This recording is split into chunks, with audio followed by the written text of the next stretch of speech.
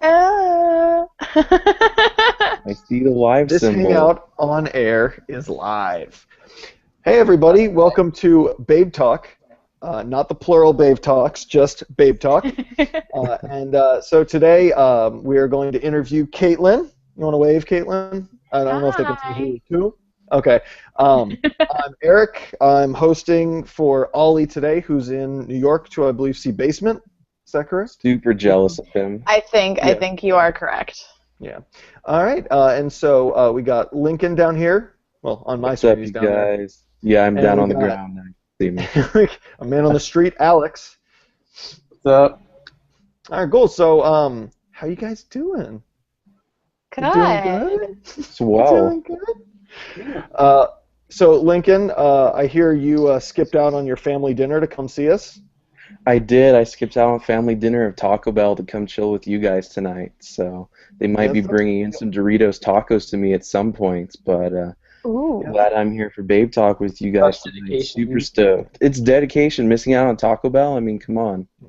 It's actually our sponsor this week. It's funny you say that. Is Taco Bell's new Doritos tacos. This will be great product placement for us. Oh, yeah, Okay. definitely. I have an obsession with Taco Bell. I ate about $15 worth of Taco Bell by myself last night. It's That's like 40 tacos.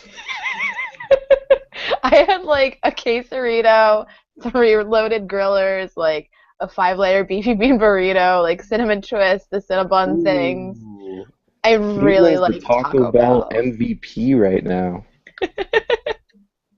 I love Taco Bell.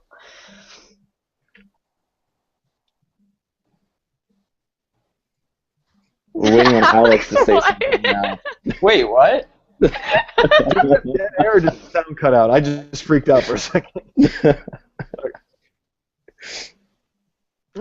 And Alex, what did you eat for dinner? I had popcorn chicken, which is pretty you- good. Did you make it? Yeah, it was pretty easy, but So none of you guys are at all concerned with the things you eat, right? You're still in that point in your life where you just shove stuff in your mouth. I'm actually I fairly am. concerned. I Yeah? had like salad today, which is good. Yeah. I usually eat salads for lunch every day at work because I work next door to the greasiest burger/Greek joint, and it's convenient for me to go eat the greasiest cheese fries and a burger with bacon and avocado on it every day. So I've been trying to be very strict, having like 300-calorie lunches where it's just salad, fat-free dressing, all that, and then for dinner I kind of care but kind of don't. But I've been trying to be a little bit better lately, not as horrible. Kim, what were you going to say? I work my paying full-time job. I mean, I book and that's a full-time job, but my paying job, I work at a donut shop. And I work about 40 hours a week. And it's a around- good donut shop. It's not. This isn't Dunkin'. This isn't run of the mill. This is Fractured Prune. Yeah. And it's wonderful, and Eric knows this. I bring donuts to every single one of my shows, and I bring it to other people's shows, and they're awesome. But they're so awesome when you're working on them 40 hours a week, you just want to eat them 24/7. So I've been eating vegan a lot. I try and stick to like whole grains and multigrain and not the processed stuff, but sometimes you're out with your friends and you've had a couple beers and you're just like, holy shit, Taco Bell exists! Right. And then you eat $15 worth of Taco Bell and hate yourself the next day. You don't hate yourself. the Oh, next I love myself after because I'm just like, yo, I just crushed $15 worth of Taco Bell. I'm finally starting to where my metabolism is just screeching to a halt. So it's not bad yet, but I had like a good 3 or 4 years up until I guess like 2 years ago, 3 or 4 years where it was, I'm not kidding, it was nothing but like beer and McDonald's and whiskey and more McDonald's. And that was I once went to McDonald's once for dinner at about 10 p.m. and then again for breakfast at 6 a.m. And so I was on a real tear right there. That sounds awesome and terrible at all the Oh, it same was. time. Well, actually, so I'd never seen this before. But you know, I don't know if you guys know this. They don't on the McDonald's menus where they switch from lunch to breakfast. They don't have like they don't have like separate tiles or whatever to put in. It's on a swivel, and one side is breakfast, the other side is dinner. Mm-hmm. So when I came in for breakfast, it was just turning breakfast time. And so the dude who served me for dinner like 6 or 8 hours before, whatever, who was just starting his shift, is now like just exhausted, miserable, and he's like, "Hey, welcome to McDonald's." I was like, "Yeah, can I get it?" He goes, "Hold on 1 second." And he walks out, just kind of lurches over, 2 feet from my car, flips the dinner thing to breakfast, turns to me in my car 2 feet away and just goes, "It's breakfast time!" And then walked inside. "Hello, can I help you?" Just renewed energy. And he helped me. That is awesome. Breakfast does that to people, man. It's a good way to start your day. It's the most important meal. Yeah, How can you not get stoked on Gotta breakfast, get that, especially gotta get that brain McDonald's? power going. Go I what? I actually don't like a lot of breakfast food. So for breakfast, Elaborate. I like obviously I eat donuts, but I'm not like a huge pancake person. I hate eggs. I can't do it. Like What? I can do like egg sandwiches if it's like bacon, egg, and cheese, or like Taylor ham and egg, stuff like that. But yeah, so I just like I wake up and I eat normal food. Like I eat protein If our packs for good. breakfast, like turkey, cheese, and like a handful of like almonds. Like that's my thing. But everyone thinks I'm really, really weird for it. Pancakes are If our any of our stoner viewers right now are just leaving en masse to go get food, it's Probably. like, fuck this. Exactly. But yeah, so has anybody seen or been to any good shows lately? Yes. Yeah. Oh, yes. Go on. Oh, I imagine you all have. We'll go. All right. Yeah, Lincoln, go for it.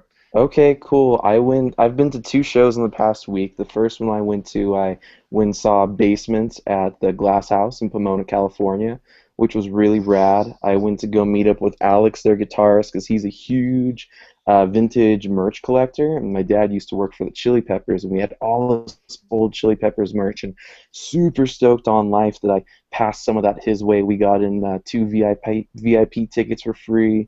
Got to chill with the band, got a bunch of cool merch. Most nuts crowd for a show I've ever been to. Yeah. Real cool.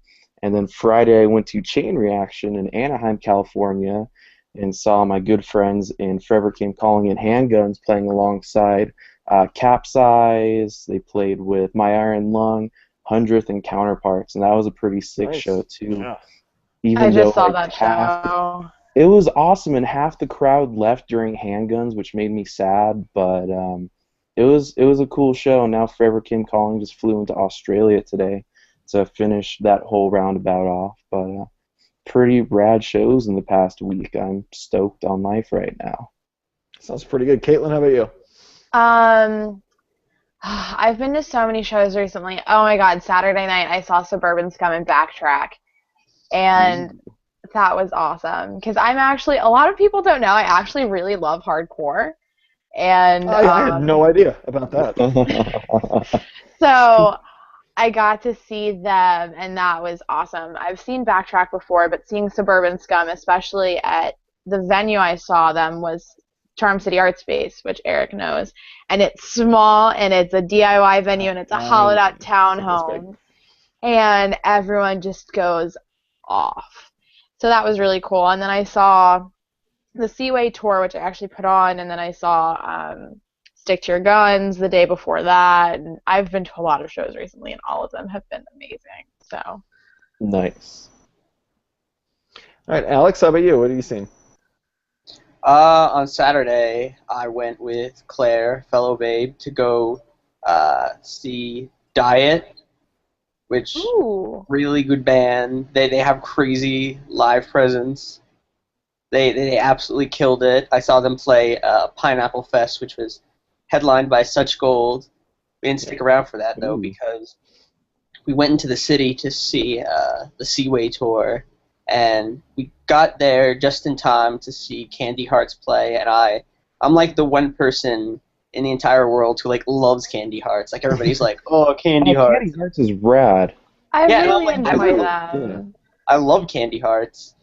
So we saw Candy Hearts, and I was so stoked on that. And we saw Seaway, It's my first time seeing Seaway, and they absolutely killed it. They were awesome. So we had to catch the train, so we didn't get to catch Stick Up Kid, which Oh no. Oh, that's a bummer. and we did miss Driver Friendly also, because by the time we got to the venue, because we went straight from the venue in New Jersey, where we went to go see Diet, to New York. But Were you but on it was Long Island or in the city?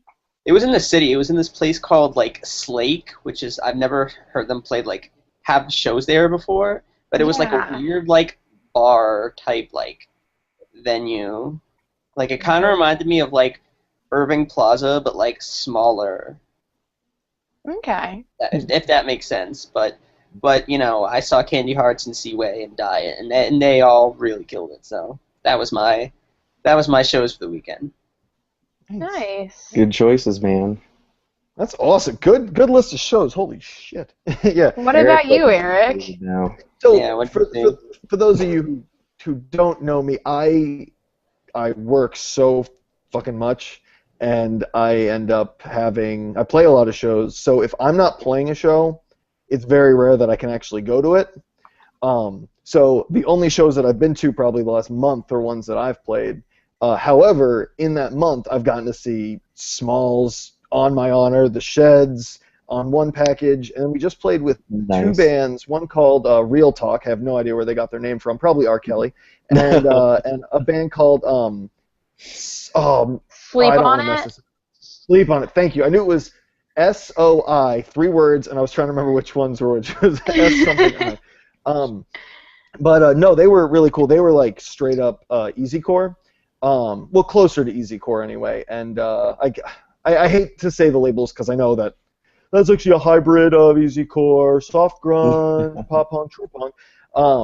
But our point is, our rhythm guitarist and his best friend went ape shit, which means, as far as I'm concerned, it's easycore because that's what they go ape shit over. And then Real Talk was, as you can probably imagine, true pop punk. They were pretty young. I guess I imagine they were fairly I've young. seen Real Talk before. I saw them at Charm City recently. I know. Oh, nice. They are young. What was nice, what was interesting, because I think everyone on the tour package was 21, 22, which I guess is young to me. Sorry. It was funny because the previous we played that at a venue, the same venue we played the On My Honor Small show at, That was cool. And that one, that venue, I love that venue. It's a place called Crossroads, but we had okay, so the On My Honor show. I went, and anytime we have touring bands, I like to buy everybody beers, just as a, hey, welcome, whatever, let's hang out. And when I bought people beers at the On My Honor show, everyone kind of waited to start drinking until after they played. And at Real Talk, it was oh, throw them here, take them, give them, all of them. The second they got in, they were just ready to party. I think it was one of their first tours. Do you know if Real Talk was named after the Man Overboard album, or? I'm sure it was that. Yeah. Probably. Have any of you guys heard the R. Kelly song "Real Talk" that came out in 2008? No. Probably. I don't listen to R. Kelly. I loved R. Kelly, and that was in the Chocolate era Factory. I loved R. Kelly, so I'm sure I might have. He has a record on the title track. He refers to a girl as, quote, my chocolate factory. Oh, That Jesus Christ. might be. This was back before Reason for R. me to Kelly try. was really the polarizing figure he is today. Yes. Known But for sexual exploits more than his music. Right around the Trapped in the Closet time. My favorite. He put out a song called Real Talk, and it's just him on the phone with his hypothetical girlfriend that he lives with, and it's him just talking, no rhyming, it's run-on sentences, but it's just a one-ended conversation of him saying things to her in a fight. And then every once in a while, he just looks at the camera and just goes, "Real talk," and then goes back to it. And it's some of the greatest poetry that I've personally. I need ever to YouTube heard. that now. Yeah, you Yeah, got I it. It's have on to YouTube. look Up there it with up. Walt Whitman. That looks pretty rad. That's nice. Yeah, he also, have you all seen various parts of Trapped in the Closet? That I actually have. At least the little person episode. Yeah. Yeah, Oh my God. you mean my favorite episode? Yeah, Universal. Well, if you go online, you can also find his director commentary for every episode, in which he in which he's just in a chair in front of like a fireplace with a big thing of cognac, and he's watching. It's him watching a TV with it on there, and he just kind of like says what's happening on the TV, but he has to turn around to look at the camera. So he'll just watch it for 2 minutes, then go, "See over there? That's when I walked in the screen." Oh, okay, there's when I said hey to that guy. That sounds genius.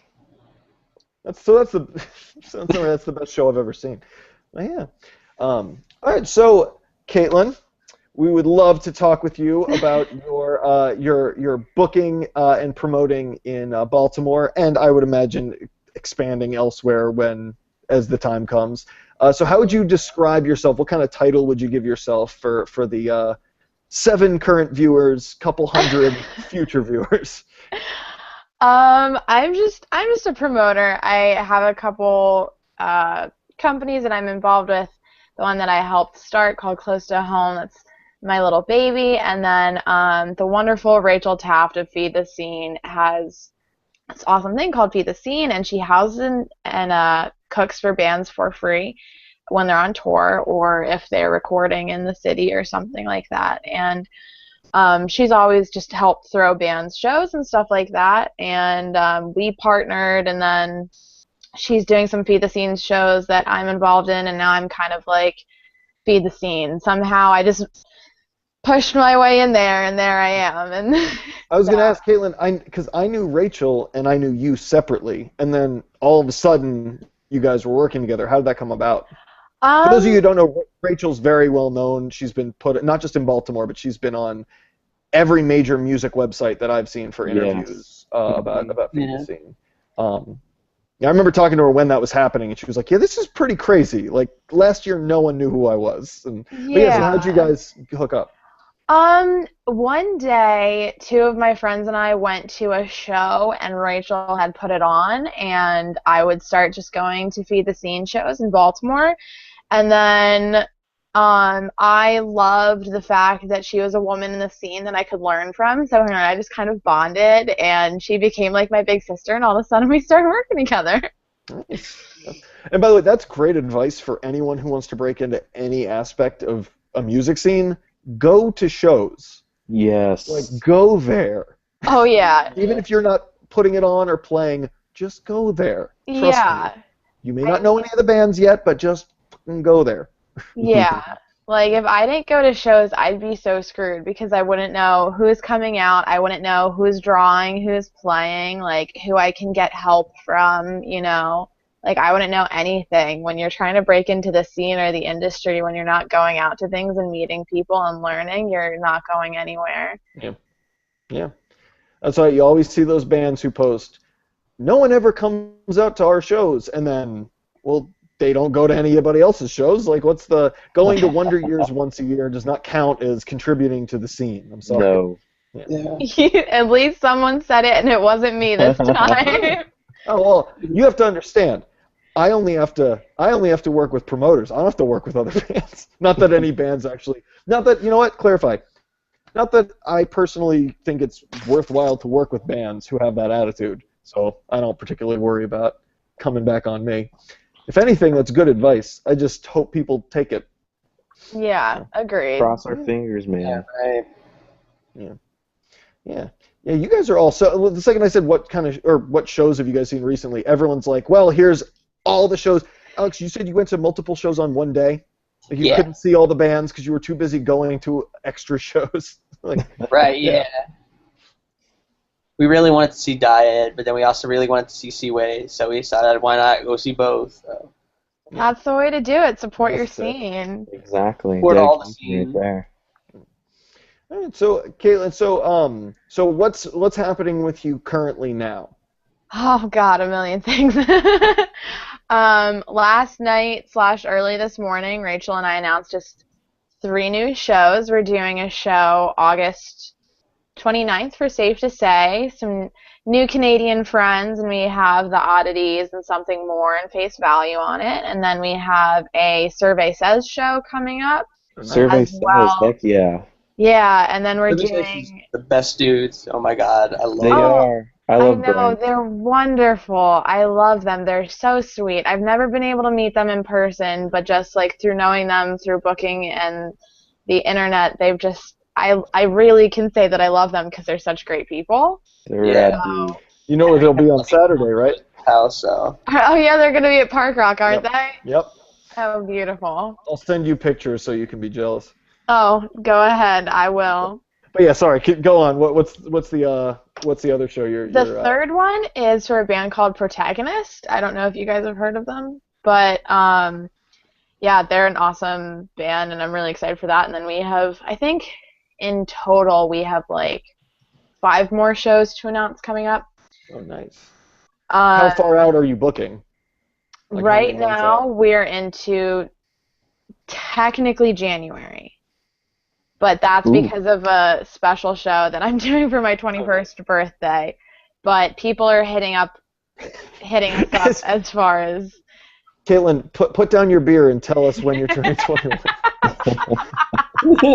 I was waiting for the comment. I don't. Well, I assume I'm at the age where I assume everyone is 21. Like I just like sure, why not? You have to look extremely young for me to. I'm sorry, you look 12. Don't worry. Oh, don't no, worry. I look like a fetus. I get it. I totally get it. That's okay. I look like feet. It's fine. So, is that a Natty Boh you're drinking? That is a natty bow. Yeah. Your screen I'm is a very beer small, but I girl. can see that anyway. Yeah. I mean, How, speaking of beer, to the gentlemen in the podcast, what do you guys drink usually? Well, I'm straight edge, so I don't drink. he I drinks milk. enjoy the nice Mountain Dew and Dr. Pepper though, but I'm not a beer guy. Yeah. I'm Alex? disappointing. I'm sorry, you guys. No, I'm not disappointed. I'm embarrassed. I was like, Alex, is there any way you can answer that? The alcohol killed my family. You presumptuous ass.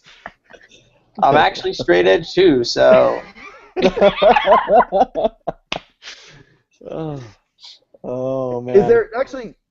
So do you mind not giving me the reasons? I know that's the dumbest fucking question on the planet. I didn't drink until I was, I guess, 23, and so I got the questions all the time.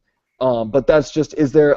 If you don't mind me asking, was there ever a point where you did drink, or was this just a constant, like a conscious decision you made at one point, and you're like, I'm sticking to my ethics here? That's pretty much what it was just never drank. I was kind of raised in the music scene. My dad's always worked with different bands. One of the main bands he used to work with was Fugazi, and Ian MacKaye, who's basically credited as the leader of the straight edge movement.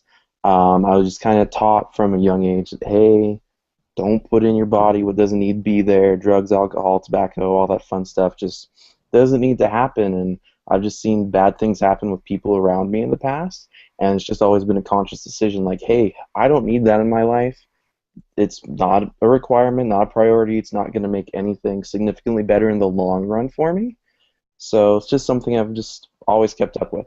Don't plan on drinking in the future. It's just one of those things.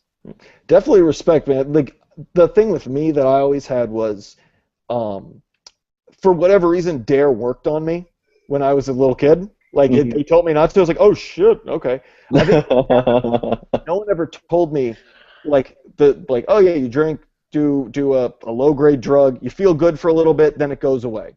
Because that's like the simplest form. That's what it is. I never heard that, and all my friends or whatever acquaintances and everyone I knew in school, like once people started drinking and smoking, they kept saying like, oh my god, it's the best thing ever. It's my whole life. It's so cool. Helps you socialize. Deals with all your problems. And I was like, what the fuck is wrong with you? Mentality kept me away from it for so long. you sounded right out of a Dare like campaign. Like it sounded like the. They could have made one of those little instructional videos you with know. you and what's been going on around you. Yeah, exactly. Any of you guys remember the I learned? Well, it was even before my time, but you might have seen it on YouTube. The I learned from watching you. That Oh my campaign, god. that is the funniest fucking thing. I like to say that pretty to my dad's a professional musician. Like he's a famous jazz musician, and and he and he taught me like when I was in high school to how to run a mixing board, and like I used to record bands and stuff. And I've since then I've learned a whole bunch of stuff on my own. And anytime he asks me, "Oh, how'd you learn that?" I always do in that same voice. I learned from watching you. Yeah. Nice. All right. So okay. I guess Caitlin and I will be sharing beers then. This is because Tony and Ollie aren't here. And Yeah. they're usually They're usually pretty inebriated. well, I've definitely been the worst of the three.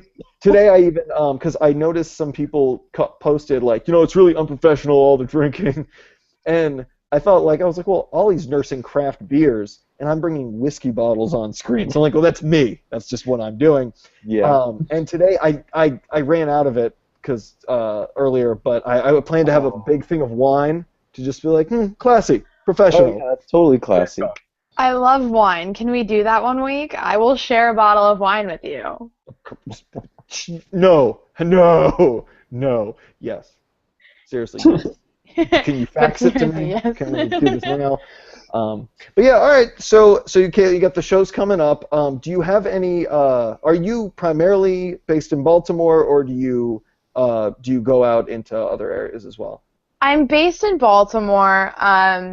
I, for a while, was trying to move to New York, so I was out in Jersey and New York a lot. So I've gotten, I wouldn't say like heavily involved in other scenes, but Baltimore is not a huge market, so you kind of have to travel if you really want to see certain tour packages. And so I've frequented New York, New Jersey, Philadelphia, and Nova and Richmond a lot. So I've gotten to know some people from those scenes, and I have a lot of really close friends out in Jersey and in New York, and I love them. You actually bring up a really interesting point. I think it is anyway. How you have to travel sometimes outside of Baltimore to see certain tour packages. Now, I know in the Midwest or in the West or some like southern states, you have to. It's normal. Yeah, you got to travel a ways to go see, especially smaller tour packages. But Baltimore is one of the biggest cities. Like it's an actual city, and we're also close to D.C. So but the fact, like, why do you think so many? And I've noticed this year in year out. Why do you think so many tour packages, like mid-level tour packages, skip right the fuck over us? It's probably because there aren't a lot of kids. There's not that big of a market. I'm a promoter. I put on these shows, and I see these Wonder Years tours that sell out places like Soundstage and these. Heart of Baltimore, 800 kids. And like, I walk through it, and I'm just like, who the fuck are you? I have a show every week or twice a week. I have shows at Art Space at least 2 times a month. 4 sometimes. Where the fuck are all of you coming from, and why aren't you at my shows? Like, but these kids just don't want to go out unless it's Man Overboard, The Story So Far, or The Wonder Years. And when was the last time The Story So Far played Baltimore? Not recently a couple at years all. ago. I think it was a year and a half ago during the Suppy Nation tour. They played Autobar, and that was the last time, and it's a year and a half. Man Overboard has played a couple times since. The Wonder Years, I think, have played technically Baltimore just once, since that happened, even though they weren't on that tour. People don't come here, and kids don't come out, and it's like, it hurts. What about for like bands that are like up and coming, like sort of like and I'm saying this because I could see your banners behind you, like State Champs and Knuckle Puck, like bands like that. Like, do they get like a good draw? Or? Knuckle Puck does well here, especially I saw them with Neck Deep. They had a really good reaction. The venue they were at though was a 90 cap venue. Ooh. That wasn't tiny. a sold out tour, but that tour was at a 90 cap venue, so it's kind of hard to say if we put this at Auto Bar, which is a, what, Eric, 400 cap? Well, the fire code I believe is 180, but Oh. I've seen some shows. Shut the fuck up. I thought it was 400. Oh my god. I think they'll no, I mean, well, they'll let in they'll probably sell 400 tickets, but like yeah, the place is surprisingly small because the bar area takes up over half of the venue. Yeah. And that's not standing room because there's all sorts of, like, you can't fit as many people in there. But I'd say you could probably squeeze 300 in. But just in working with them, the number they had brought up was 180. Gotcha. Yeah. Because I've never had a show there. But Yeah, yeah, we've only I played mean, local ones. yeah. So we didn't book until this coming one that we're playing. That's the first one I've actually just done the booking on that. Just to give anybody who's watching, like I hate to, because this isn't part of the podcast, but I'm in a band, and for the sake of this conversation, we're booking our CD release show at the venue in question, Auto Bar, and it's a legendary venue.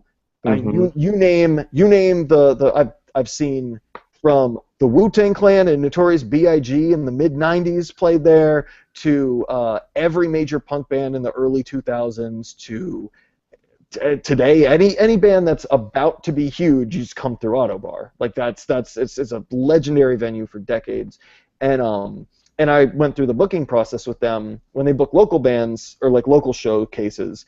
You just say, "Can I play?" and they say, "Here you go. Come at this time. Play here. Here's some tickets." But when you book there, this is my first time really having to negotiate the entire night and expenses, and like it's a whole thing. Like when you're at that kind of level venue. So that's where I got the number and blah, blah, blah, blah. Gotcha. Yeah.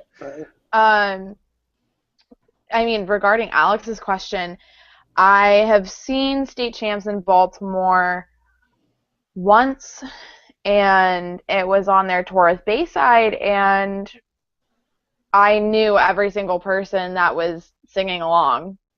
I knew them personally. They were my friends. And that was it, out of Ram's Head, which is one of our biggest venues, and like it's 2 balconies, and I can identify each and every person singing along with state champs by name, first and last. I know where their houses are, so that puts things in perspective, and so that's a little disheartening. No, little bit. that's interesting. I know state champs had a show. When was the show? Sorry. This show was last October. I know that I want to call it. I think I want to call it. I want to call it November. They played in DC. Maybe it was December. They played in DC, and at a college, and I saw pictures from it. And granted, it was a room that probably held 75, 80 people max, but it was packed for them, and that was DC. But DC and Baltimore are very different scenes. They also could have been. They could have a bigger following in like Northern Virginia, and it just made sense for them on that tour to play DC, as opposed to like Central Virginia, which is the next closest venue for a band their size. Yeah. That's interesting. I'm glad you mentioned that about state champs. We considered, but we were talking to their booking agent about having them on our CD release. And we couldn't get a straight answer about draws in Baltimore. And then when their booking agent gave us this number, I was like, okay, well, you definitely have to give us a number of draw. And they're like, nope. I was like, all right, never mind. Can't take that kind of risk. Yeah. Yeah. I mean, I love that band. I mean, I have them on my wall, and they're some of the greatest guys I've ever met in my life. Super good dude. I've never met them. Their music is unreal good. Especially, The Finer Things was my favorite album of last year, hands down. And I did Warped Tour for a week, and I got to hang out with Tyler, who's become a very good friend of mine.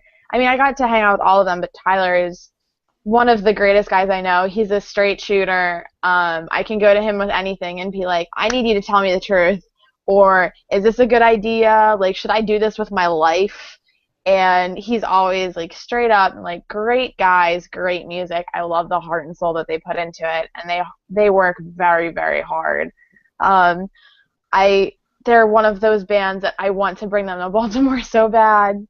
I'm like crossing my fingers it'll happen, but like Eric said, like, you got that number and you didn't get another number, and all of that. But that's the funny thing in DC. I bet that number that they draw in is really high. Like it's just, and that's kind of why I brought it up. What is it about Baltimore? And so this is a question for you, and I guess for everybody. What can you do in those situations when you're walking into that Wonder Years show, like the Greatest Generation tour with all those other bands in genre on it, and you see 800 kids, 750 of which you've never seen at a local show, but they're all kids from the area who clearly like the genre. What do you say to them to get them interested and excited about these smaller bands they've never heard of, touring and local? I mean, from my experience, I try and make friends at shows just because you never know who's in a band you can put on a show locally, or who's going to come to one of your shows, or who's just going to be a good person that you bond with. So I always talk to everyone. Eric has seen this alive and well, but I'm just like, oh, you like so-and-so? I have this band that I put on so many shows, and they're some of my best friends, and you would love them. I'm just like, you should listen to them because you like this band, you'll love them. So, I mean, I try and do it like that, like try and like make a connection.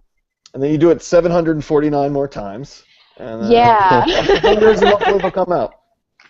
Yeah.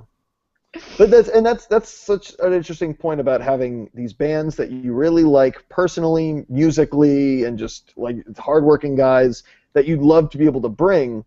And does that motivate you at all? Is that part of the motivating factors of really trying to bring this scene to life? Because that seems to be what you and everyone you're working with is trying to do. Is that like an extra motivating factor for you? I mean, I think there are just so many things that motivate me. Like, I began booking because I just fell in love with everything about the music scene and everyone in it.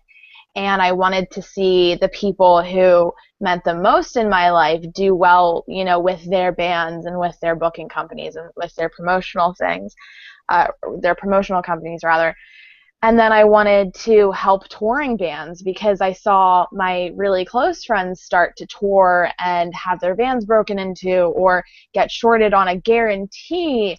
And I was just like, no, that shouldn't happen. Like, I never want someone to not come back to Baltimore because of the fact they had a bad experience with a promoter. And then I know what music did in my life.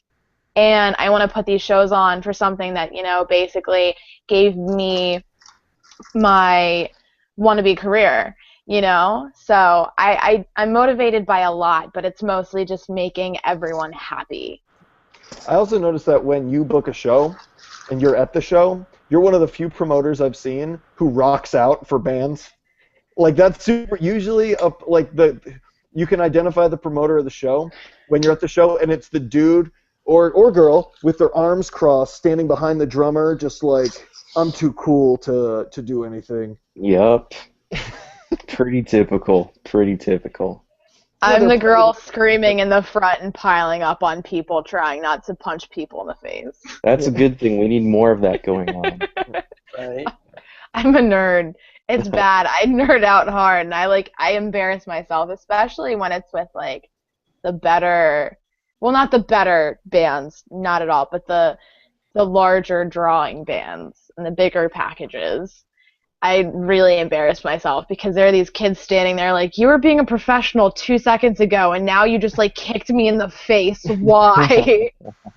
I often find myself embarrassed when I'm around big packages. It's understandable. You can get a little intimidated. It's very tough. It's very tough. No size of a package intimidates me. You're a real team player. If you guys didn't think I was going to participate in that, you're so wrong. Oh, man. Oh, boy. I have more questions. I'm letting that linger to really get the appreciation that it deserves. Yeah. Oh, and Cool. Lincoln and Alex, don't if you guys have questions for Caitlin, I know this was kind of throwing everybody on last minute because Ollie and Tony couldn't make it. We're I good. don't want to hog it. You're good. You're good. Yeah, I do have a question for Caitlin that she might be able to help with. I live in an area where it's probably about 2 hours to the closest venue, which is the Glass House in Pomona.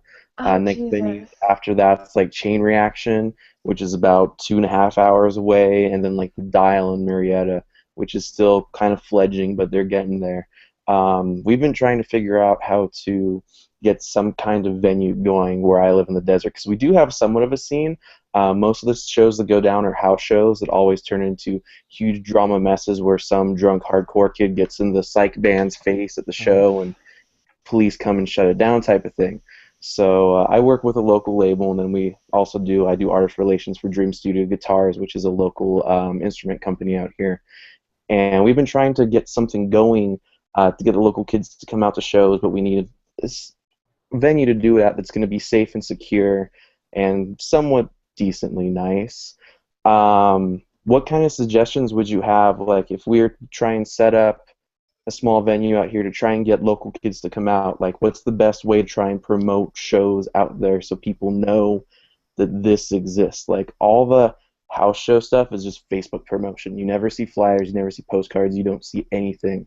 Like, for a fledgling trying to start up venue, what would you suggest to people running the venue to try and get bands in, to get promoters in, to get shows booked? Like, you got any kind of I ideas you mean, throw out? you have to use every ounce of promotion you can get. You got to use Facebook, you got to use the radio, you got to use the newspaper, you got to flyer, you got to find skate shops and coffee shops and stuff like that. And as far as venues go, um, you'd be surprised what restaurants and bars would do. If a bar has an all ages liquor license, they'll sometimes host shows. I mean, Mhm. it'll be in a dirty corner, but in my It will time, be. I mean, Eric and I go to Sidebar very frequently, and that is, I mean, we're from Baltimore. We're Yeah. in the city with the highest heroin rate and a huge murder rate, and it's danger, and people hate coming here because they're just like, oh, we're gonna die. But I've never felt unsafe at any of my shows because it could be in the dirtiest, grossest, most disgusting venue in the world, but the people running it I know and I love and I trust. The people there with me are people that I trust, and the locals I've seen a million times, and it's really about the scene that makes it all come together. Um, as long as you're working with awesome people, that's all that matters, in my opinion. Because, spaces come up. You never know Yeah. if a house show is going to go on. You can do a weekly or monthly show and make it a thing and start a community.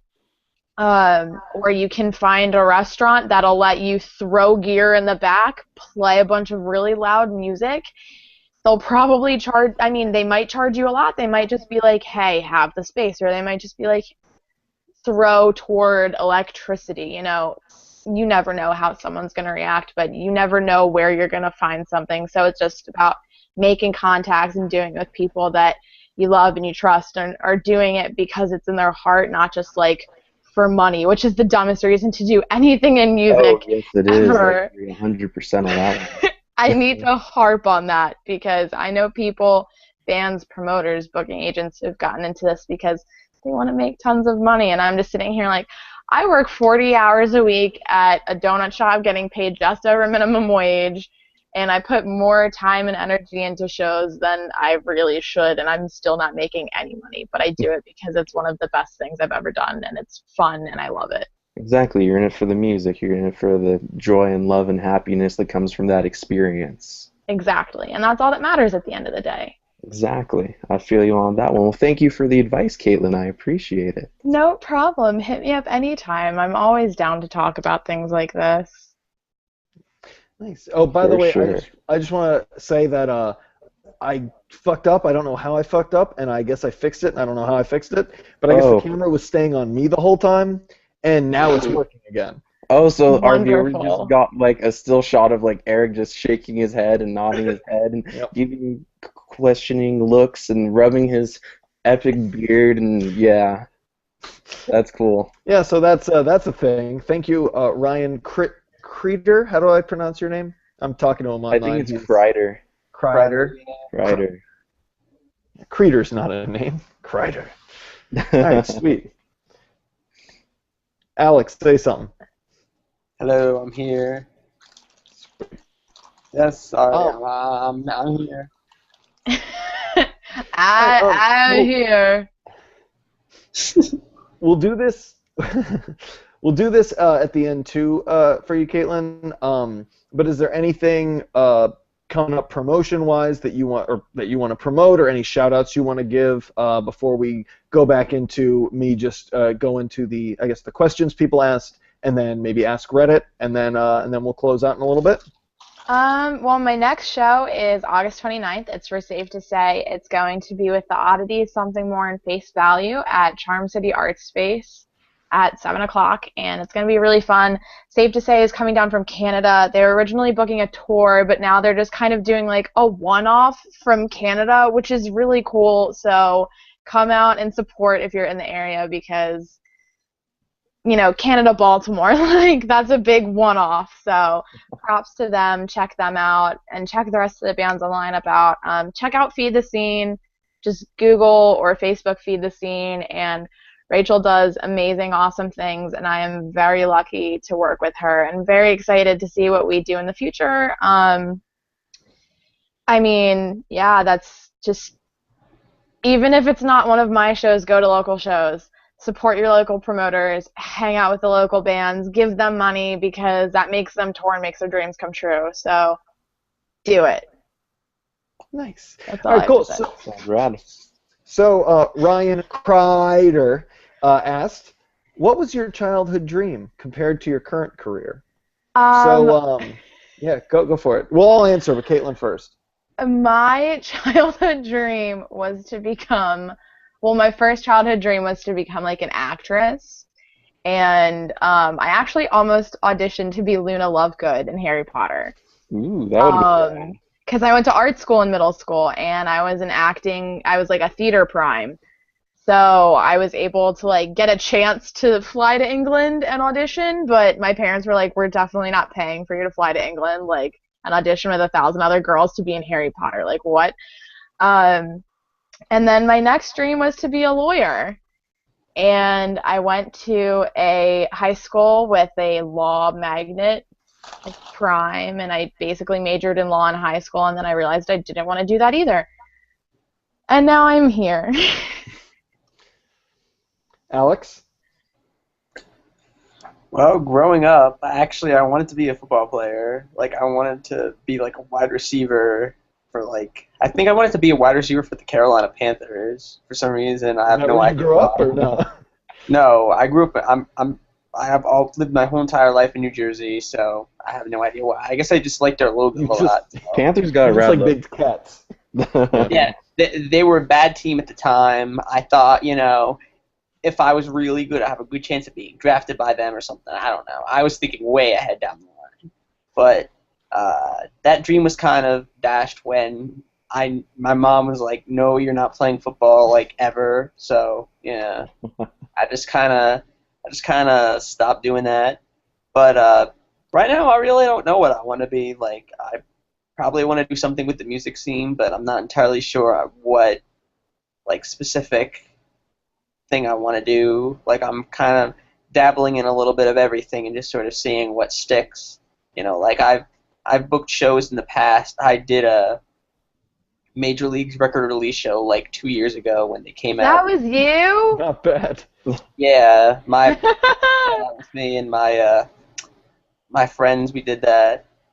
It was pretty cool. We had a With the Punches play a backyard, so Nice. Rest in peace. We Yeah. need to take a moment. Pour one out for the homies. This hurts.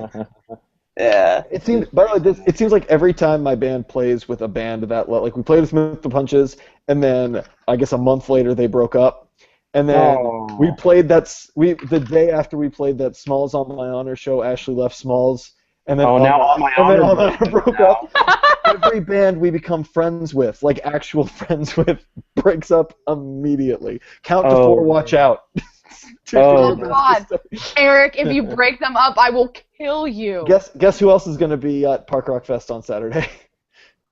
Who? Count to 4. No. Yeah, the lineup's unreal. It's yeah. Nice. Alex, how old are you? I just turned 20 like last week, so.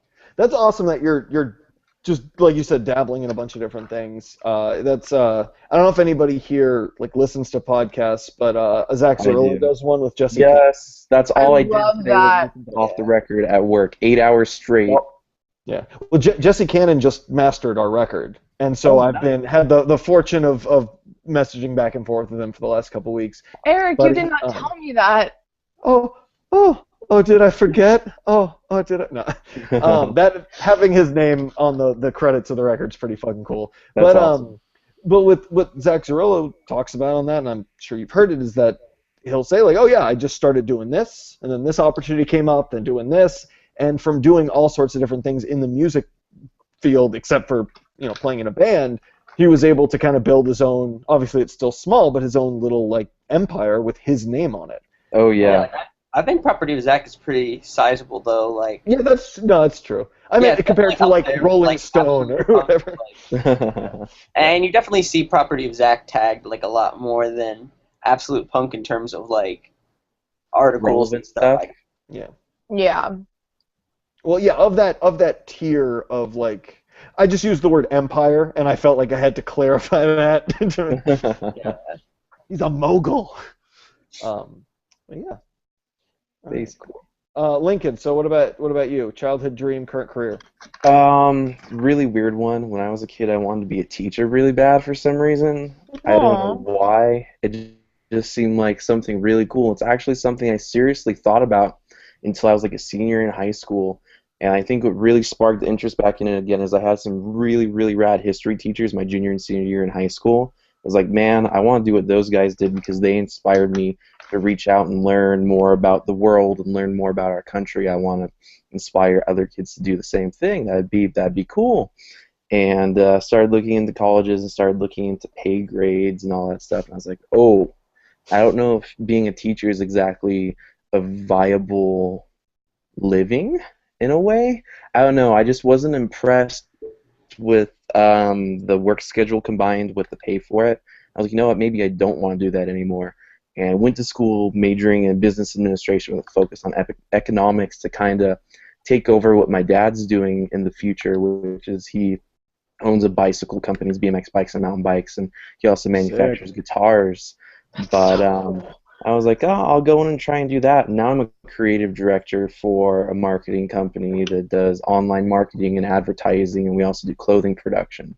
So it's a little bit different road than I wanted to be on. I'm still kind of on that road of like, hey, I want to run my own business. I want to take over the bikes. I want to take over the guitars. Started a small label with some experience. I did releasing a vinyl reissue in 2012. It was a horrible experience, but it gave me a lot of connections and friends in the music industry scene that's kind of helped me branch out and get my label I'm doing now a little bit more ahead than it should be for its age, and then kind of reach out and know some people with the guitar stuff, like Forever Came Calling's playing all of the guitars my dad made, and we've been talking to some other bands, Handgun, Slow Children, Political Punk Band, Voodoo Glow Skulls, which is arguably one of the biggest ska core bands in the scene right now, and it's been good. So that's still kind of on the path but I wanted to be a teacher for a long time, and it still seems cool, but it's probably not going to happen. You get summers off, though, which is pretty cool. That is pretty cool. That's one of the things I was super stoked on as a kid. Yeah, you could tour every summer, have a sick band of teachers. You know, all that other stuff. What would your sick band of teachers be called? Oh, I don't know. That's a tough one. Probably something like really nerdy, obscure history related.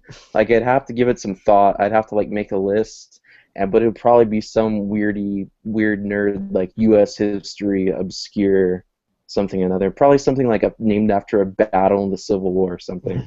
It'd be retarded, but yeah.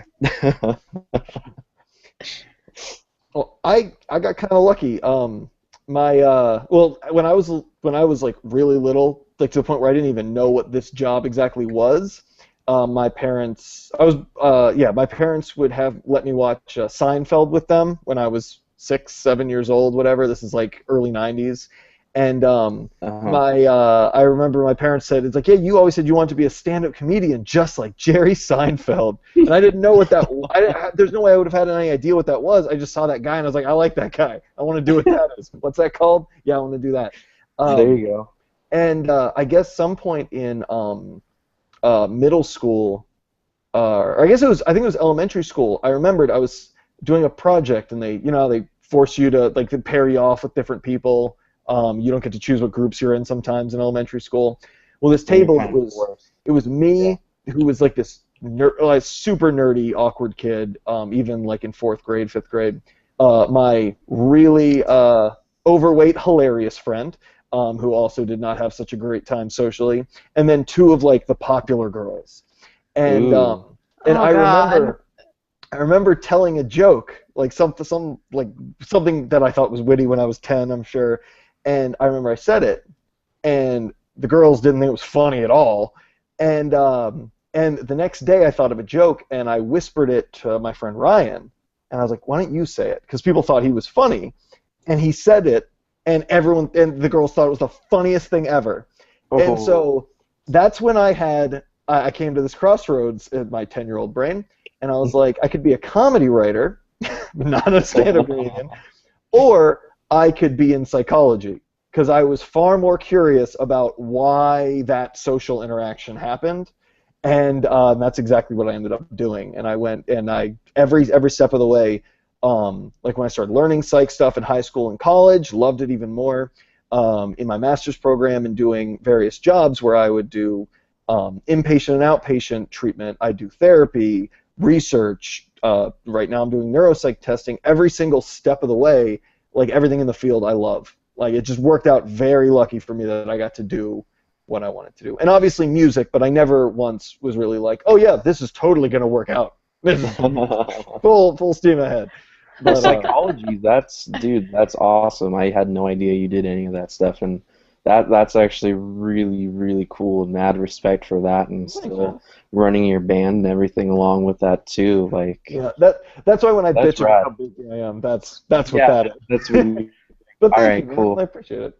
Also, I do teach, and it is awesome. If you are doing it part-time, it's so much fun. You know what it's like? It's like podcasting, but everyone has to listen to you, and like you don't have to do anything else. Yeah. Nice. All right, awesome. So that was the only question we had.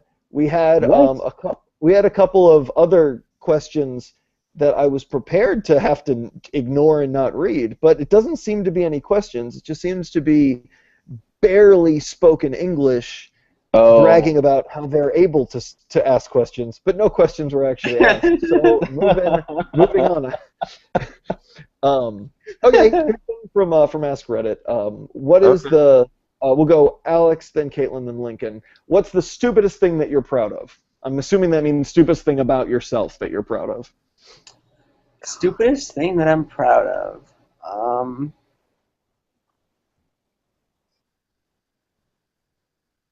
I think that it's sort of just like the way that I've like sort of grown in the last couple of years or so. I mean, I think it's sort of like stupid in a way, but I think that I've grown over the last couple of years, and I think that's something that I'm definitely proud of. So I guess that will sort of be my shitty answer, but.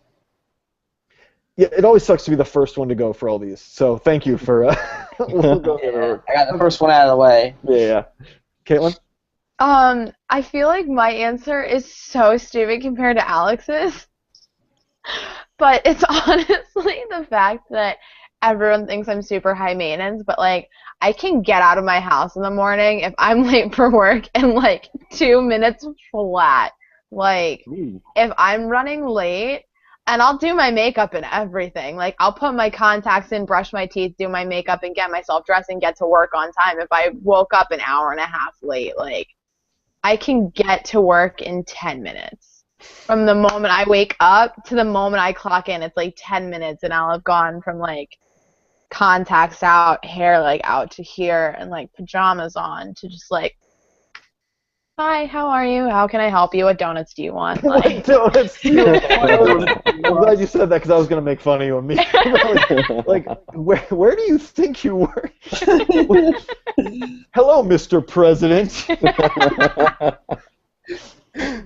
Oh man, That's awesome. Like, that's cool. We all stupid is a debatable topic in everybody's head, and me viewing as stupid is I creative director. I do graphic design. The main graphic design stuff I do at work is for a parody and novelty T-shirt line, which can get really stupid and ridiculous at times. It's like stuff you'd see at Spencer's. And one of the things I'm most proud of, being from a straight edge background, is I can make some ridiculously relevant and stupid marijuana culture related T-shirt designs that we sell like a dozen, 2 dozen shirts of them a day on eBay. Like they're fly off the shelf like pancakes. And I'm straight edge. I've never been around any of that stuff. I've just got buddies who'll make stupid jokes, and being on Reddit and on the our trees section of Reddit, I'm like, oh, that's yeah, and see it enough time and make it into a stupid shirt in like 15 minutes, and we sell 2 dozen of them a day. So I was like, I'm kind of proud that, not being from that background, I can make something that stoners like, oh yeah, that's rad. I should spend $15 on that. So I want to see it's these cool. shirts. I'll send you some on Facebook. They're interesting. They're Sick. interesting for marketing sure. savvy, buddy. He's gonna get an order from me like tomorrow. Dude, I'd be stoked. I'd be stoked. I guess my stupidest thing. Shit, I had it. Oh well. I guess I had a couple, but here's my backup one because I'm blanking on the main one. I sometimes go like 2-3 days without seeing myself in a mirror. Like I just don't. It happens. Happens. I woke up today, saw this guy right there. It's like, how the fuck long has that been there? But yeah, no. Sometimes it will. When I go to the bathroom and I'm washing my hands, I don't necessarily look up. I'm just worried, trying not to get water on my khakis. Because if anybody has to wear like dress pants, always, no matter what you do, if you have like a sink at work that's like at crotch level, it always looks like you pissed yourself when you go back to work. I used to have that happen at Target all the time because we used to have to wear red and khaki and go to the bathroom on my 15-minute break and wash my hands. And it was at crotch level. You wash my hands and just normal and look down like, great, cool, this is rad. But yeah, I feel you on that one completely. Dude, this sounds like just a hacky joke, but this did happen to me. I go to Black Friday to Target every single year, and I wore a red shirt with khakis the last time I went. Oh, and you probably got mobbed. Hell on earth. Yes. And everyone thought I was lying. All right. Where's another one? How about what is where'd that go? This is a good question. What is a perfectly normal thing that you nope the fuck away from?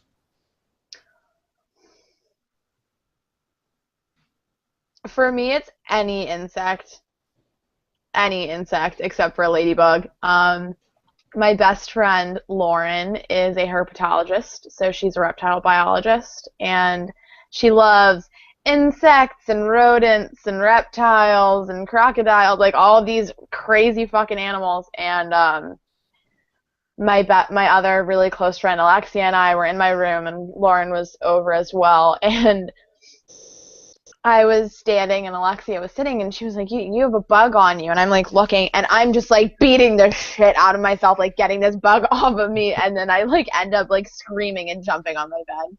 Like, and it just, I don't even know what kind of bug it was. It wasn't like anything that could harm me in any way, but bugs I nope out so hard with. They just creep me out. I think they're gross. I think they should all die horrible, miserable deaths and just evaporate from the earth. Like, just gone. Like, fuck you. I hate you. They make me panic. Reasonable. We can't reason with them. You can't. They just want to kill you and like crawl into your mouth. I want to kill you and crawl into your mouth at the same time. I'll kill That's you how by they kill crawling you. into your mouth. I feel like you saw Ender's Game and you're like, well, that's just what bugs do. So I don't know what that is, so I'm glad I didn't say read then. Yeah. All right, cool. So Alex, how about you? Normal thing you nope away from. Oh, geez. I would have to say. Oh, geez, it's a good question. I'm trying to think of this. Or you can jump to Lincoln if you got Yeah, one. jump to Lincoln while I think about it. I related to Caitlin's thing with bugs. I don't like birds. Birds are just a no-go for me. They fly, they have beaks, they have claws. You don't know what the hell it's gonna do if you piss off a bird. I mean, they could rip out your eyes for all you know, or peck or something. Like, I don't know. If there's like a large quantity of birds, or like, I don't know. I just not a fan of being in bird-filled areas or around protective birds. Mainly in my backyard because we have this like lattice and we have wisteria growing and all the birds like to like make their nests over there. And like my patio is like big nope area when it's like spring and we've got all the baby birds and the mama birds are flying around and fighting each other to protect the babies and stuff. It's like, yeah, I'm not taking the trash out that way. I'm gonna take the long way around and just avoid that. Just birds or nope. I'm good without them. Should they all die horrible deaths? I don't think they should all die a horrible death. Like, they can go and live somewhere, but like not near me. It'd be cool. Separate but equal. I see how it At is. least you're not afraid of them. Exactly. I know that's stupid, but yeah. All right, Alex. Sort What's of your going idea? off with what Lincoln said. I'm gonna sort of go with what he said, but like be more specific with that. Seagulls. I hate Yeah? seagulls. Mostly because I've like vacationed for like the last like 20 years, which is how long I've been alive. I've gone down to Wildwood, New Jersey, which is like the big vacation spot down the shore at the like very bottom of the state, and they have the nastiest seagulls there, and I absolutely like hate them. Even when I was a kid, they used to land in my food, and I used to hate them because they used to ruin like my French fries and pizza and like random stuff, and I used to be so scared of them, like because you're like a 6-year-old, and all you see is you see this like thing swooping down, like landing on your food, and you're terrified. You don't know what this is. You can't comprehend that it's a seagull, really. So I hate seagulls because they always ruin everything, and they always are aggressive and mean, and just ugh. And then plus they're very like disease ridden. They always look like they always look like they just came out of a fight. Like their feathers are all like messed up and stuff, and it always looks like there's like something like up with them. Like if I go near that thing's probably like gonna like bite me or like give me like a disease. I don't know what. I feel like you how on it that, got- Alex. I like how it got from personal experience to I hate them, and I'm going to do as much research on it as I can to confirm this hatred forever. Disease ridden, they're all sneaky, always. Weird I bird understand what stereotypes. he means. I'm really bad with geese because I was attacked by a family of geese when I was about 5. So Ooh. I hate geese. They're sneaky, Geese are hissing vicious. bastards. They should all drown in lakes, except for that's really bad. But if Geese they want belong to in attack lakes, me, though. I hate Yeah, I was them. going to say, Caitlin, I hope you know that they can swim in the lakes. So if you're planning on a geese Dangerous. execution, you're not going to work out. Just gonna go mob on them and just cinder block them down. Oh my god, this got It's like We just went from Caitlin being scared of little bugs to I'm her just- drowning geese in a lake forcefully. I'm Just like picturing no animals by Caitlin. I'm just picturing Caitlin Yeah. at night sneaking in a pond to some geese with cinder blocks with little things to hook on their feet, like tiny little I don't know Just like little hooks. and then push and just get the fuck out. And you leave Oh, one yeah. survivor just so he tells the other geese what he saw. Yeah. Are you the geese bandit of Baltimore that I've been reading about? He's banded in Baltimore. That flood we had a couple days ago, that was no accident. We had a flood a couple. Yeah. Okay, so mine would be. This is actually fucking weird. Talking on the phone. I get super weird about talking on the phone. Completely comfortable in person. This video chat, nothing. Mhm. But on the phone, if I actually have a communication with anyone on the phone, it's because I have an actual conversation that I need to have, usually business related or music related, something professional related. But even at work or like, I'll go. There was a time I went. Not even kidding. I went about a year and a half, 2 years without going to the dentist because I wouldn't, and I don't think it's anxiety because I don't feel anxious when I have to do it. I just was like, no, I'll call and set up an appointment tomorrow. Like I'll call. Like I've been trying to get this physical set up for like 3 months now, and I just can't call to make the appointment. It's the easiest thing. I did, and then I had to cancel it. So that second phone call was another very weird. If I have to call on the phone, like I almost got fired from a job once because I was supposed to be calling people on the phone. I was like, oh, I'll do it tomorrow. Tomorrow. It's very, very. I still haven't figured it out. I It was hope you weren't anxiety. I working think at I a could call fix center. it, but Yeah, no. Well, holy shit, Lincoln, you're a genius.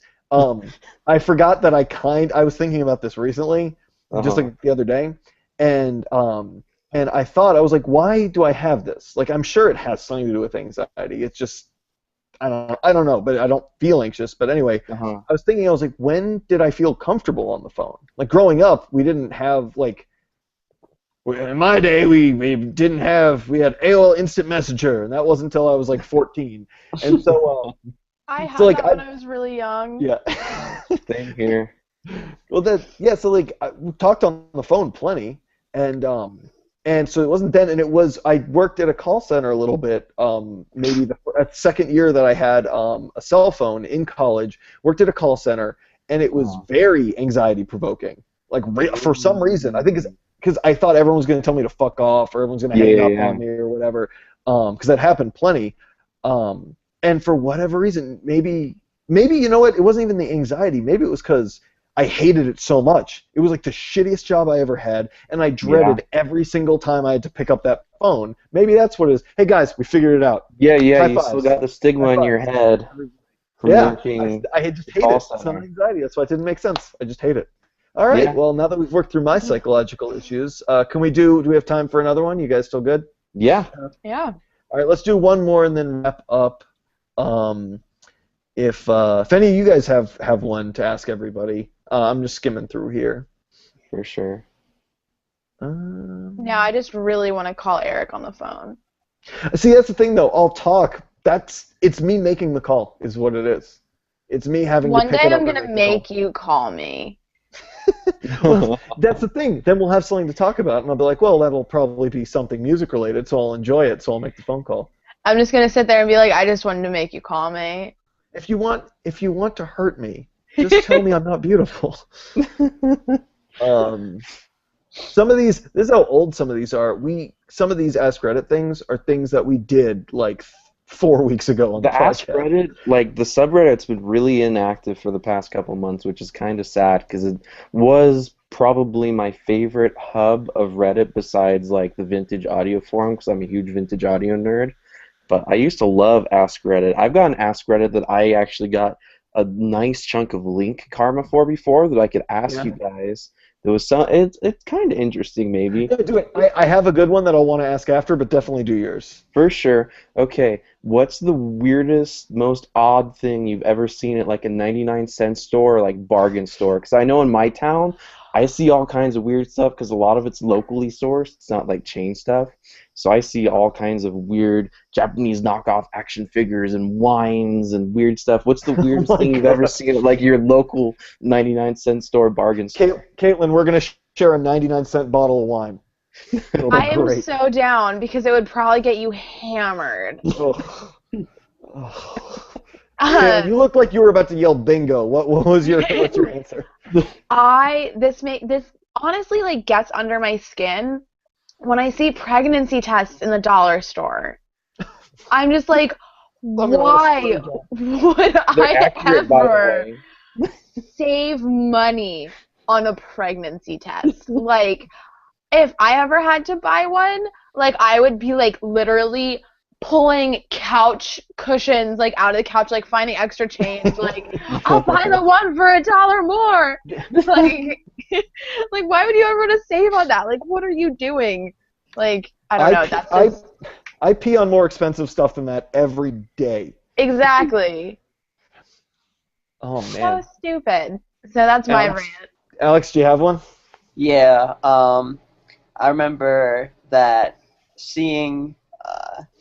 I'm not sure if anybody remember these, but there was this big fad of like these toys, Mighty Beans, like back in the day. I remember those. Yeah, they were like these like basically for anybody who doesn't know, they were like these little like bean toys things that would like roll around and they had like Yeah, magnets the in them. weight in them. Yeah, Like, so yeah. and you could buy like a little like track and you'd be able to like put them on and be able to make them do like cool tricks and stuff. And for a while they were really popular. They came out with like Pokemon ones and like Marvel ones and like Yep. all the kids in like my 4th grade class had them. Well, I remember that at the 99-cent store by my house they had like rip-off versions of them where they were just like really like generic, like really poor made like Mighty Beans, and they had like bad labeling and everything, and like everything was like misspelled to hell. I don't know. I was just I've seen those. yeah. I don't really have any good ones because I don't really go to the 99-cent store really that often. So Oh man. You're coming. You're on the up and up. You're on the come up. Yeah. He's a Richie Rich. We're too poor for him. We're I'm peasants. too highfalutin for no 99-cent store. See, I didn't think I had one, and then an old memory from maybe 8, 9 years old just came flooding back. Nice. When I was 8, about 2 days before my birthday, Green Day's Dookie album came out, and so I got that because my parents didn't pay enough attention to what I was buying, and I guess like within a year of that coming out, I was at like an outlet mall in Ocean City, Maryland, with my mom, or near Ocean City with my mom, and she took me to the dollar store to get me some candy, so I'd shut the fuck up.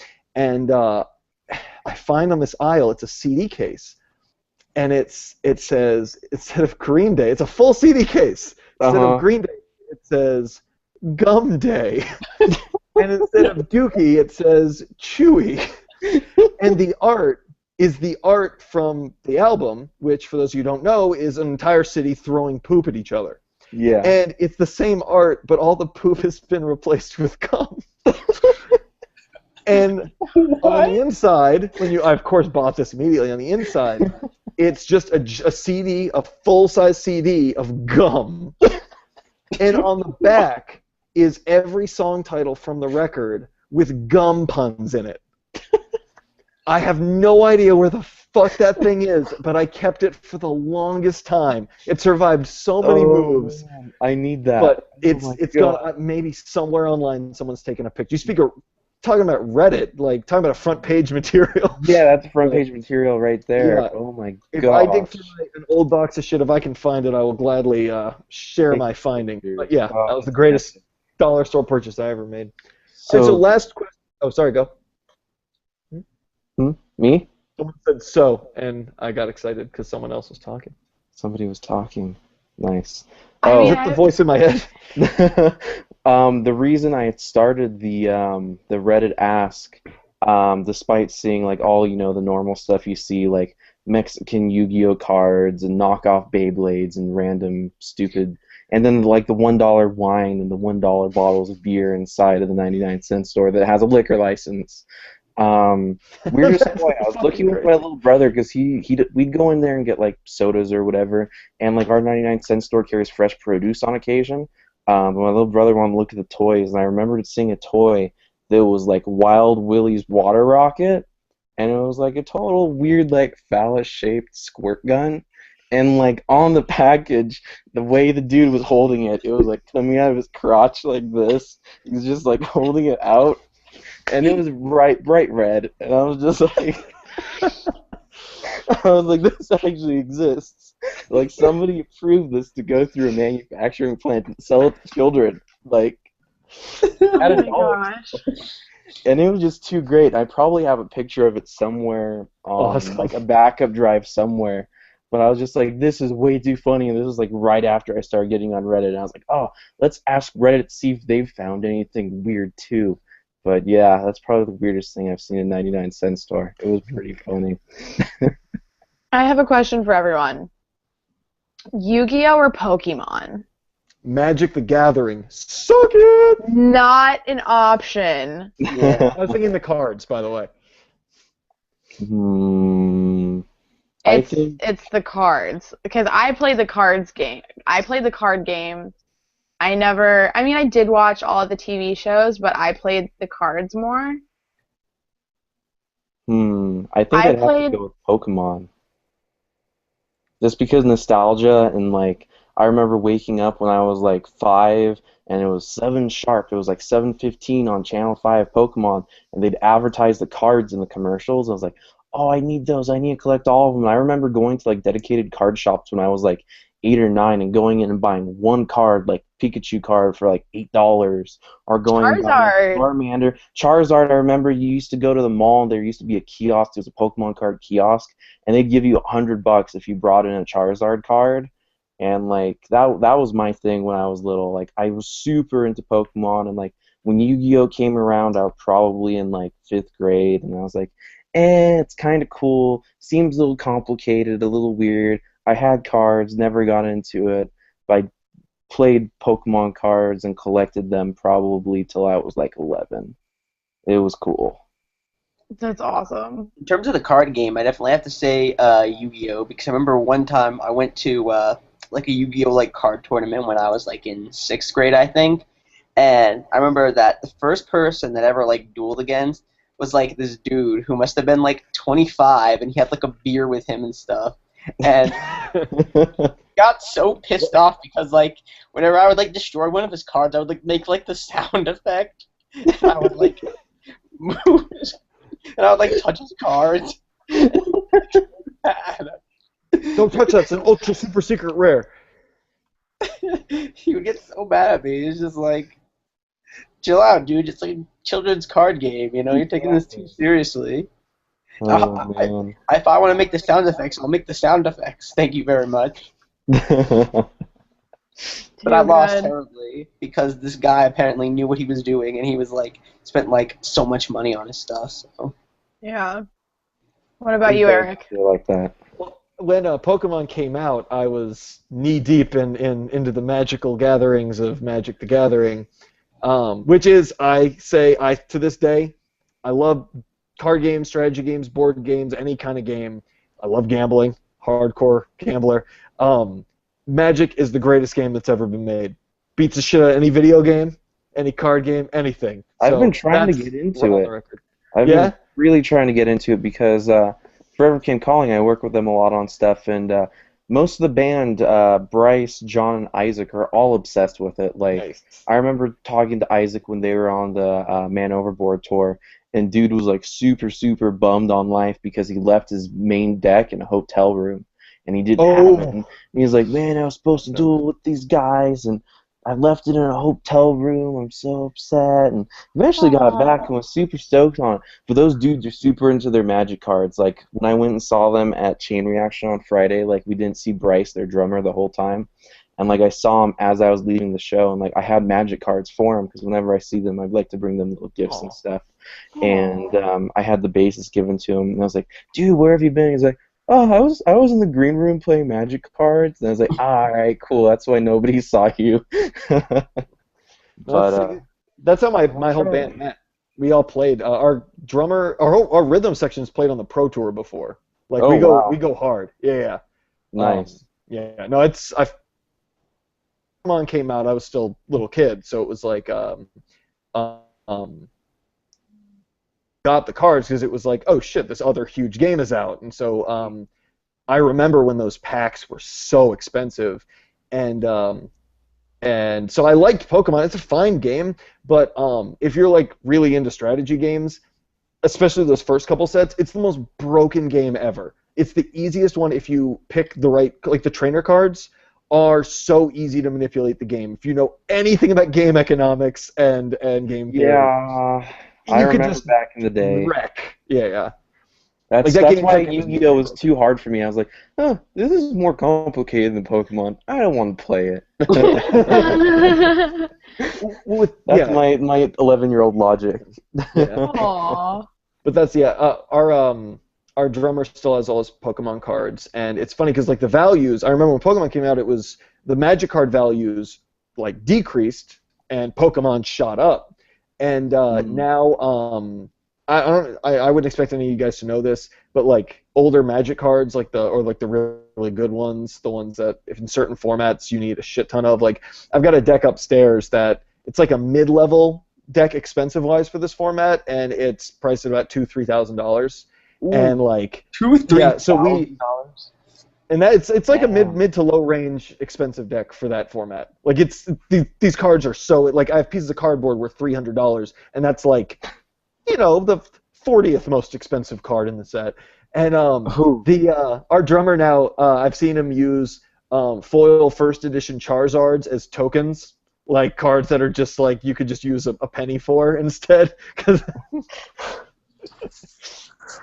Man, that hurts me because like Charizard when I was little, I was obsessed, and I finally got my Charizard. I couldn't get my hands on it for the longest time because it was so rare, and I finally got it. And I used to have one of those binders with the slips, and you had like pocket. Yeah, you had like 9 on a page, and like you could do it front to back. I had a binder of that. No one knows this about me, but I was like 6 and obsessed with Pokemon, and I had like a binder.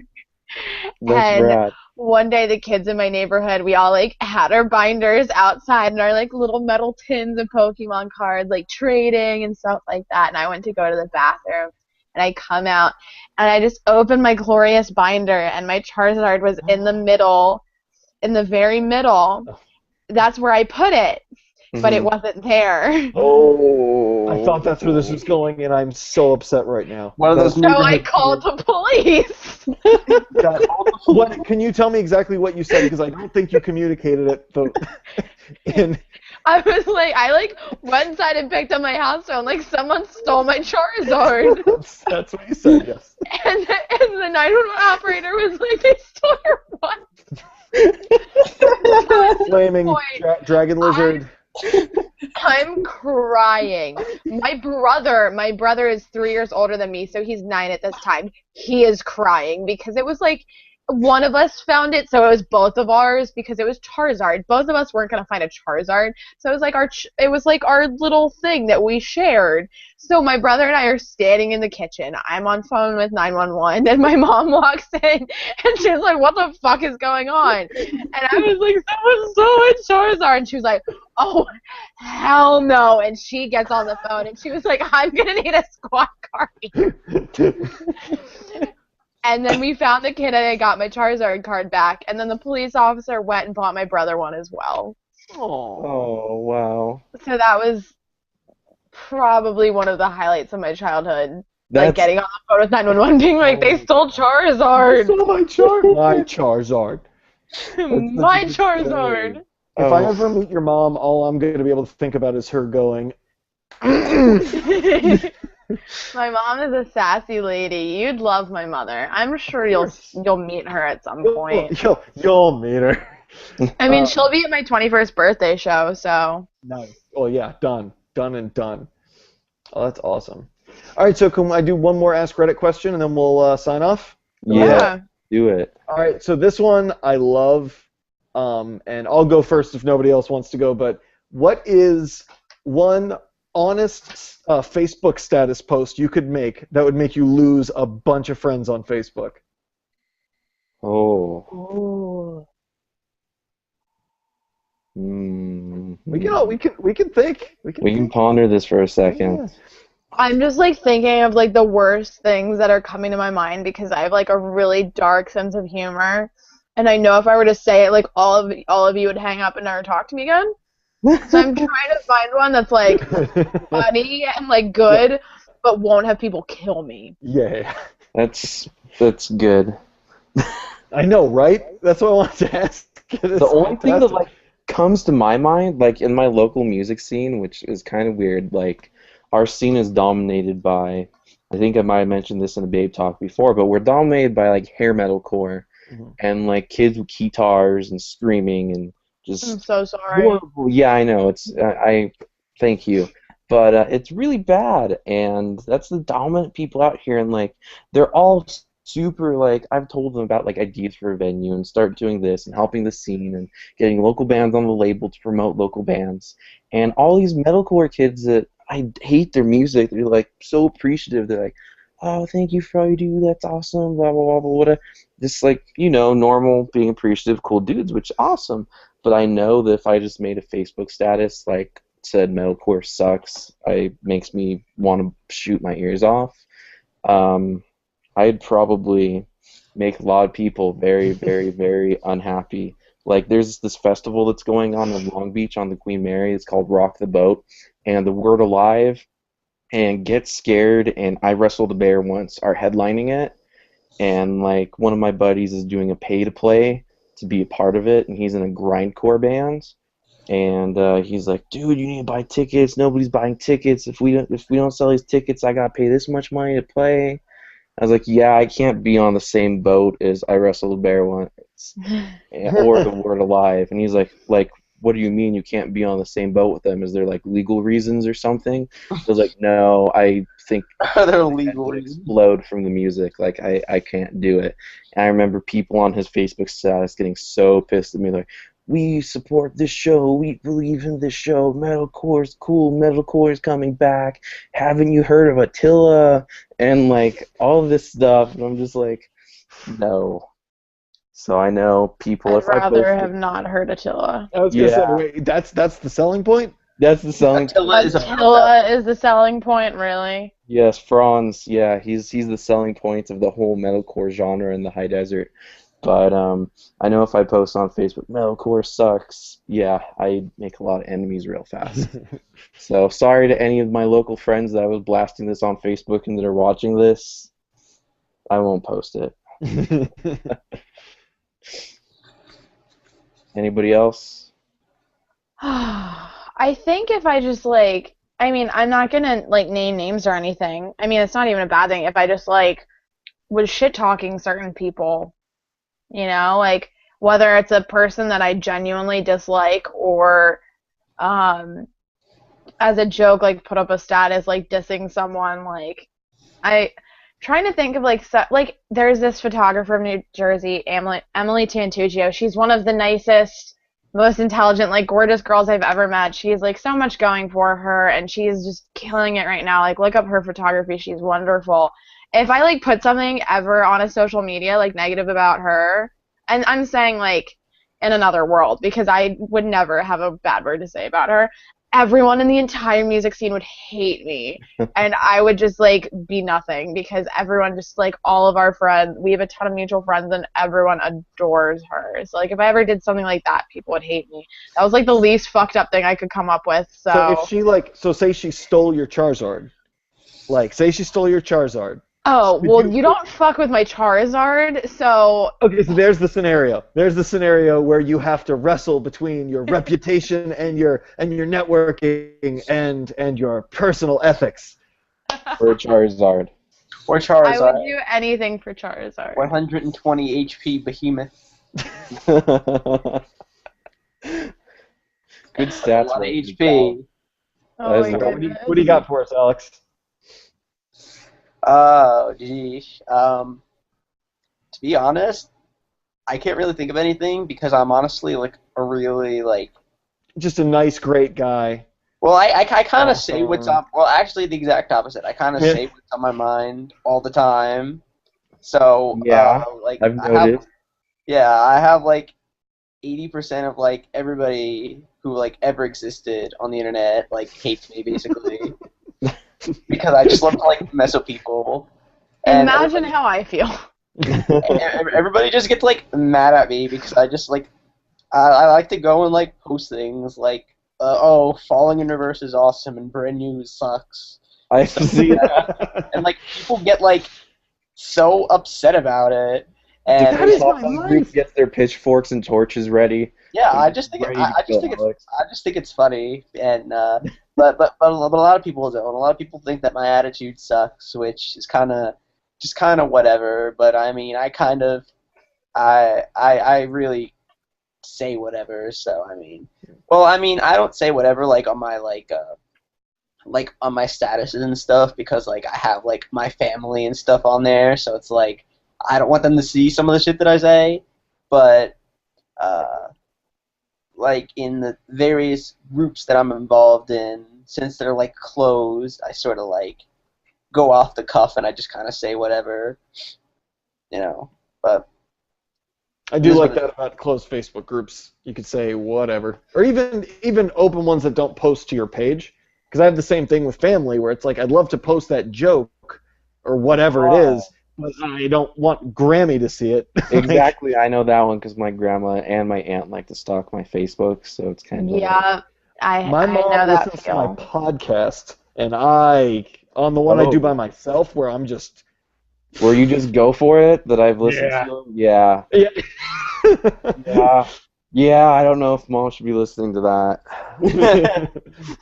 Especially not the drunk episodes. Those are always fun. Yeah. Eric, we need to do one of those. Oh my God. Oh yeah, that's right. I keep meaning. Well, so now that I've learned how to set up Google Hangouts, and not that this would apply to you because I can actually see you in person, but like now that I've learned how to do this and just do it to YouTube and extract the audio, because I was having trouble with Skype forever. Now all the people I know in other states where I just want to do my podcast is just one-on-one with musicians or comedians or whoever like is into like up-and-coming art of some sort, and it's really hard to do that out of state when you just do it in person. Yeah.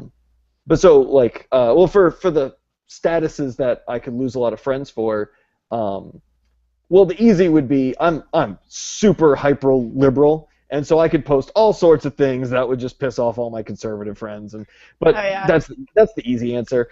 But the main thing, and this is just to keep it music related, and this is kind of sad, anything like it's stuff like I'll say on my podcast, but anything that's helpful and music related, any music advice for bands, because I've been doing this a long time and I've failed a lot, but that doesn't mean I don't know what I'm talking about because I've seen how things. I know it doesn't work, especially in like past bands.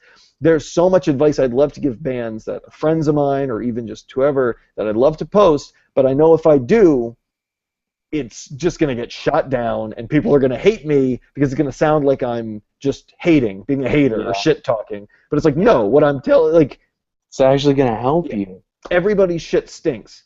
There's a reason I have 40 people. I send new shit out to 40 people trying to get feedback on things. There's a reason I hire a producer. I have bands. Like, it's, if you're writing music or even if you're just doing anything with a band, you're probably fucking up big time if you don't have a team of people helping you and lots of feedback. But nobody wants to hear that because they just want it to be rock and roll fantasy camp. Exactly. They do what they want, and what they do is awesome, and nobody can tell them otherwise. Their music doesn't suck. They're not off-key. Their gear isn't out of date and inexpensive and shitty. Why else would I be telling you to upgrade and go to a decent studio? Oh, here's a plug. I'm a studio manager at a studio here in Maryland called Monster House. And you need to go. Yeah. I don't know. So it's been driving me crazy lately. Like I'm filling up the studio. I'm getting bands on a calendar. And these kids are you gonna hype the producer engineer of Monster House? Yeah, Mike Bridget, my man. Like, oh my, I love that guy. He's so fun to have gotten to know through this whole process, and he's fucking brilliant. And we're trying to get like people in there, and I just keep getting these, 17-year-old kids who think they're going to be rock stars in 6 months because they're putting this EP together in their friend's bedroom, just with like Pro Tools or whatever. But like Pro Tools is a decent operating system, but when you don't know how to operate it and you're using your $100 guitar. Some kid that just torrented it and is like, oh yeah, I made a beat in it once, I can produce your album. Yeah, I've seen that happen a few times. Like, it doesn't work out very well. When I have these conversations with these, mainly these kids, because, they are younger, they haven't really realized oh, no one's listening to my music. Why aren't people listening to my music? No, they've listened to 3 seconds of it and it sucks. The quality is horrible. Like it's balanced and mixed and mastered and recorded horribly, so they don't want to support your band. But no one wants to hear that. Yep. They want to know that they can get a recording done for free with shitty gear, putting no money into it, and they're gonna profit all of this stuff. But it's a dream. It's, the music rock star lifestyle. It all happens on a whim. So why would I ever have a long-term plan to do things the professional and right way? Exactly. Holy shit! I know everything you said was sarcastic, but I swear I've seen that's the actual thought process that I've seen. I think I've seen that monologue said sincerely, and I've probably thought it plenty of times in my life, Yeah. like as well. By the way, everything I rag on other bands for doing, I have done a million times, which is why I get so passionate. I'm like, please stop, it goes nowhere good. You did it yourself. You learned that it was horrible, and you don't want other people to make the same mistakes. So, yeah. Especially even like really good friends, who I've told this, like, dude, you fucked up. You're fucking up. You're gonna fuck up. Please don't do that. And then 6 months later, when the band's broken up, and they're like, remember that offer you had to help me do something? Can we do that now? Yeah. No, All right, so let's do any shout-outs, plugs, and wrap-up. So we'll do Caitlin last because she'll do the most of them. So Alex, any shout-outs or plugs or anything you got going on? Not really in particular. Lincoln. No, is there anything you're doing? No, not really. All right. Lincoln.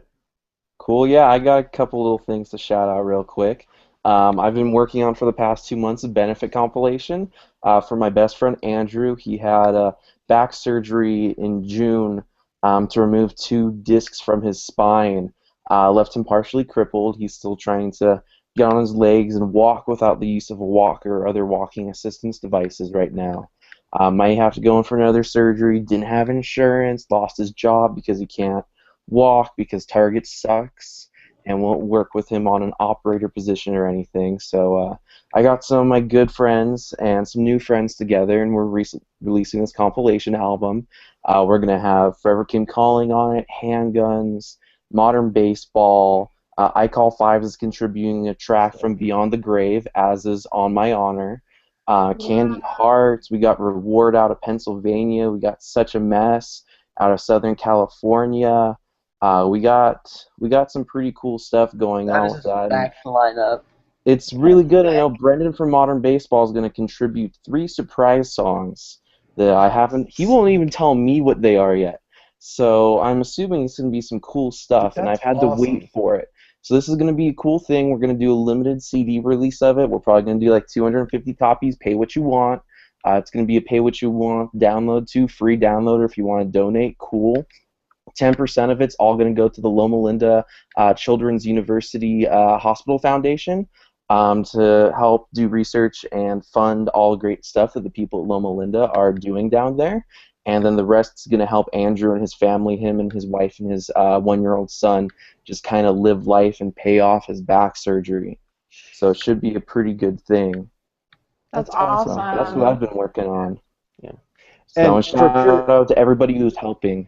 And for purely selfish reasons, modern baseball. I'm so excited for that you're doing that, but also for me, because modern baseball, I got to be honest, is probably my favorite band that I've come across in the last 5 years. Oh, they're so good, and all the dudes are so awesome.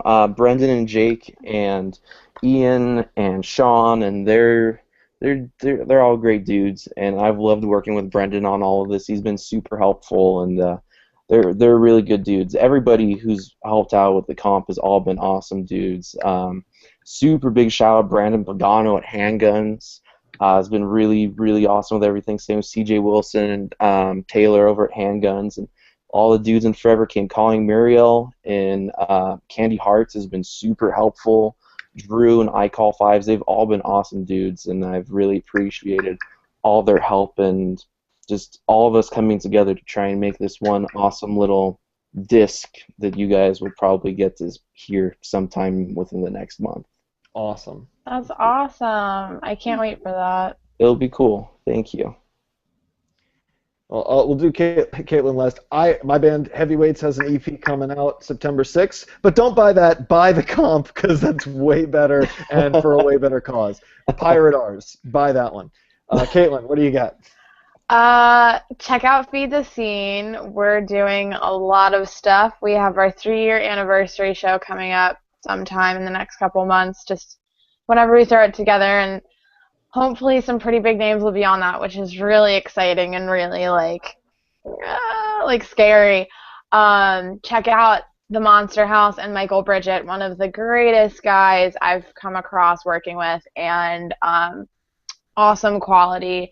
If you want to record, hit me up. I mean, the best way to reach me is Facebook or through other social networks. Yeah, just check out everything. Support your local scene. Check in on the comp with Lincoln, and check out Heavyweights. Check out a ton of Maryland bands because the scene here is so awesome. Although it is small, we have amazing bands coming out. Heavyweights, Something More, Water Me Down's now in Virginia. My Heart, My Anchor, Who is Atlas. Oh, there's so many. I heard You, Me, and Everyone We Know is coming back out of Maryland very soon. You, Me, and Everyone We Know, they have I think only one member in a new band called, oh my God, Great Heights. I think I've heard of them before, vaguely, at one point. The singer of Great Heights, yeah, I did a podcast with him about a month and a half ago, 2 months ago, before he went to California. Their record's unreal. The Great Heights band, so fucking good. So check it out. Yeah. Definitely do. I did their first show, and it was awesome. They are great guys. They love to help out and contribute in any way that they can, whether it's just like working the door or the soundboard at a DIY venue. They're great. So check out Great Heights Band. Check out everything. Just support your local music, support touring bands. All right, awesome. Well, this has been Babe Talk. Hope you guys enjoyed it, and thanks to our sponsor, Taco Bell, of course. Oh, yeah. Here, let me Taco Bell plug real quick. We got they really need this Doritos taco right here and a nice Taco Bell logo. Thank you, Taco Bell, providing us all I still have my Taco Bell bag. Oh, yeah, see, Caitlin got her Taco Bell shipment, too. Taco Bell hooked it up tonight. Hell yeah. All right, well, we'll be back, I guess, next week. Does anybody know the guest offhand? I believe it's to be determined right now. Oh, I love that. It's going to be a surprise. We'll probably announce it in like 3 days. Right, sweet, and that will also mark the return of Ollie and Tony, so I hope you guys enjoyed bearing with us with this sub-host. Yeah. I'll look forward to just getting to make smart-ass remarks and not ask questions, but thank you guys for doing this. Thank you, Caitlin, for being on. You guys are awesome panelists and guests. But yeah, all right. Thanks for having me. Yeah, no problem. All right, night, everybody. Good night. Night.